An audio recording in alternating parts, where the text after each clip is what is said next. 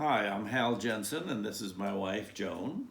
And we've been married 32 years, and we've been residents at Westminster Shores for 12 years plus.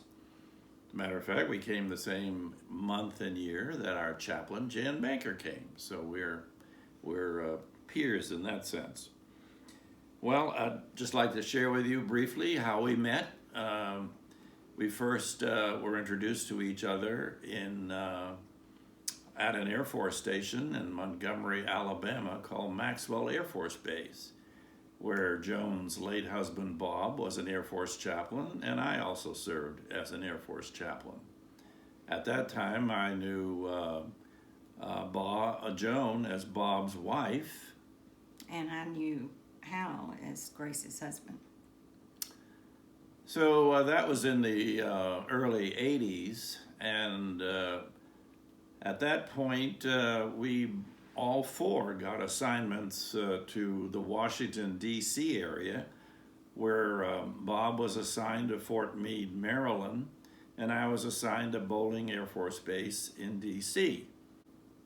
Tragedy struck both families in the late 80s, and our spouses both died at age 44 and 45, respectively. They were laid to rest at Arlington National Cemetery in Washington, D.C. And about a year after Bob's death, I called Joan to see how she was dealing with her grief. And she said, "Not well." So I said, let's go out for lunch somewheres, and our first date was to a wonderful restaurant on the Potomac River. Well, one thing led to another, and one of the issues that Joan had was what to do with all of Bob's books, because none of them were cataloged. So I decided to help her out on that project, and we laid out all of his books on the cellar steps of her home in Annapolis, Maryland, and I categorized them according to my system that I had developed at that time, which was using colored tape for various categories. And one date led to another, and our children got to meet each other, and a trip to Williamsburg, and I proposed to her, and in December 30th of 1988, we were married at the Heritage Baptist Church in Annapolis, Maryland. We took our honeymoon in Key West, Florida, and there were a few humorous episodes during that honeymoon. For one thing, we went on a deep sea sport fishing boat, and I thought I was the fisherman of the group, but Joan caught 10 yellowfin tuna, and I only caught 8. So with a lot of help. She outdid me on the sport boat called the Cha-Cha. And then we took and rented bicycles and toured the Key West, and I turned around a couple of times and found Joan was on the ground.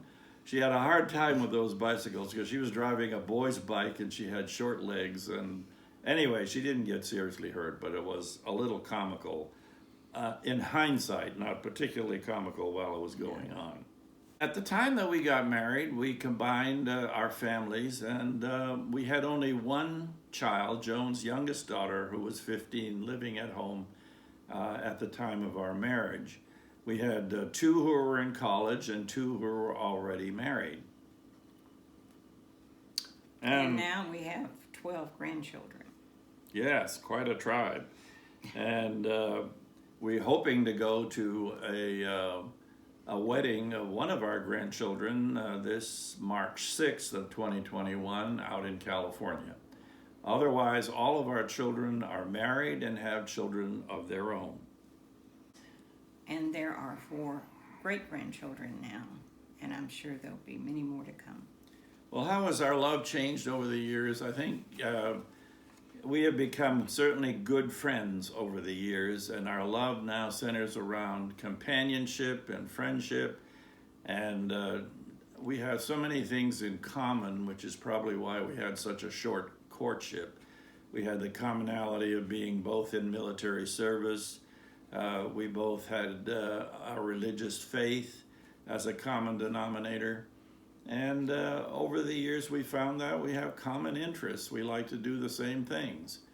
And that has been important to us, traveling and visiting different areas of the world, and having the privilege of living in different areas of the world has been very important to us.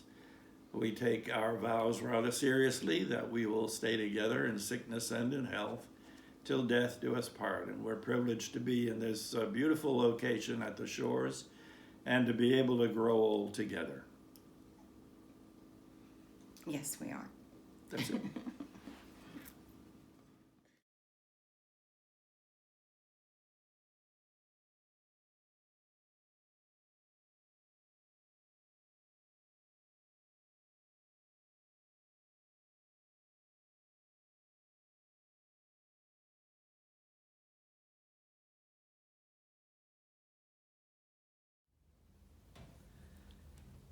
I worked as a maintenance director at the Shores. That's how I met my wife, Shannon. Hello. And about how long was it before?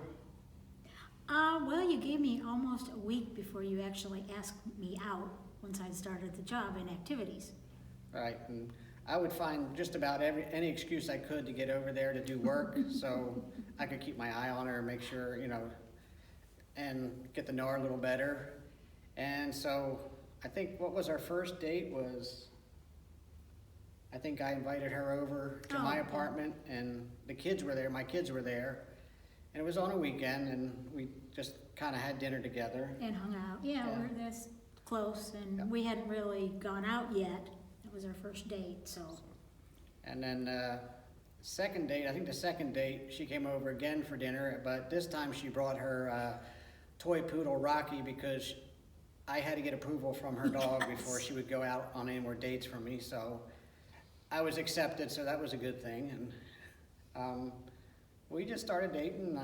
I think one of the funniest dates we had was, until this day I still hear about it, almost 20 some years later, is the one time when I made dinner one time, and it was I was a quick fix, and I got some noodles and Dinty Moore stew, and that was our meal, and it was probably awful. It was awful. It was probably the worst meal we ever had, and I still hear about it this day. Yes, any chance I get. Because he's actually a very, very good cook, so. And so we just continue to go out, date and do things, and I'll let you tell the proposal. Okay. I was activities here at Westminster, excuse me, in assisted living, and I had arranged to do a Jeopardy game, a form of the Jeopardy, the TV show. And we were in what they used to call the Fish Lounge over there where the dining room is. And I noticed people were starting to gather out in the hallway, as far as like employees and administrative staff and whatever. And I thought something strange is going on, because they never watched us do our activities, and we were going along with the game and everything. And pretty soon I saw John peek his head around the corner, and he said, I think Lucretia was there. Yeah. She peeked her head around the corner. She says, I hate to interrupt you guys, but, and she came in. After she heard me ask the question, what was the question? Oh, I asked, what is the most asked question on Valentine's Day? That's right. That's right. And that's when, then I turned around, got down on one knee, and she was sitting down, and proposed to her.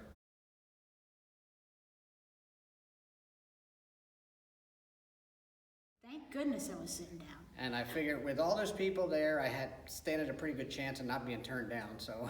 Yeah, there were, probably 40 residents or so, about because that. it was pretty an big. activity, afternoon activity. And I did say yes, obviously. So I think one of the funniest things we did that night is we went to Arby's for dinner and then went to Walmart. So that was our big celebration. And of course, we had our wedding at the Shores in August with all our family that was here, my kids, my mom and dad, her father. My dad, yeah. So it was a pretty big, elaborate. It was an event. Yep. We got married actually on Little Bayou, and it was performed by the chaplain who was here at the time. We had a reception over there, and we invited all the residents, so we had a big reception. And It was a then lot of fun. we did our honeymoon in St. Augustine, which was really nice, and then we came back to work and continue to work here. So one of the funny stories that we went on our honeymoon was we had decided to stop and get something to eat, so we stopped at Steak and Shake, and if there's grilled cheese on any menu, my wife will order it. I don't care if it's a $100 a plate dinner, she will get grilled cheese. So she got the grilled cheese, and you wouldn't think that a grilled cheese could be messed up, but It was like they made it with an iron. It was a toasted cheese sandwich. Yeah, it was just- horrible. How do you mess up a grilled cheese? I don't get so that. that was kind of like another worst meal we had, but we've been together for now almost 20 years. And it's just amazing how, sometimes we can both be thinking the same thoughts, And finish each other's sentences. and sentences. So we'll be hopefully another 20 years. I wouldn't trade him in. I think I'll keep him. It's a good thing. Yep, I agree. Thank you.